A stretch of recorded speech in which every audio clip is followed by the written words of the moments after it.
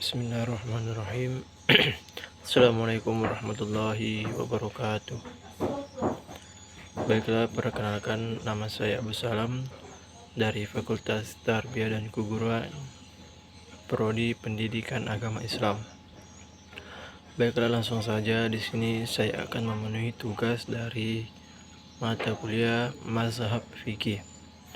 Baiklah, langsung saja saya akan membacakan materi yang berjudul Tumak-nina ketika sholat. Apa sesungguhnya tumak-nina itu?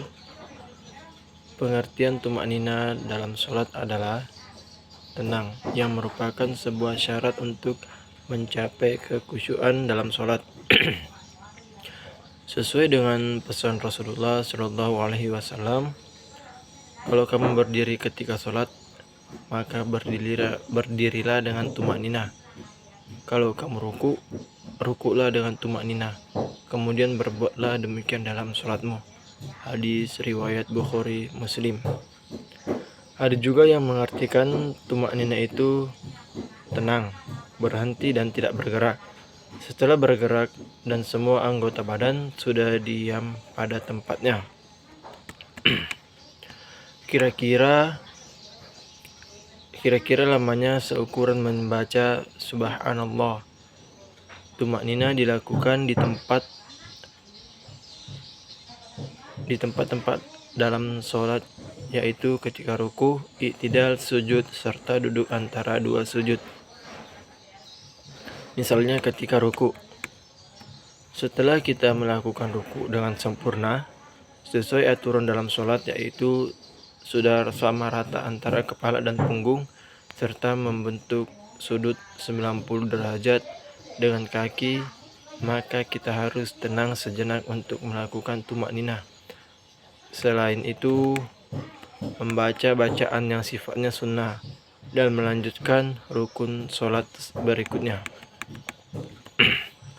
Dari uraian di atas, secara sederhana dapat dipahami bahwa tumak-nina dimaknai dengan khusyuk dan melakukan gerakan sholat dengan tertib. Rukuk dengan tertib dan sujud dengan tertib dan seterusnya. Jadi, tidak ada istilah harus cepat dalam menegakkan sholat. Belum lagi bacaan sholat harus benar sesuai dengan lafaz bahasa Arab sehingga tumak-nina terpelihara.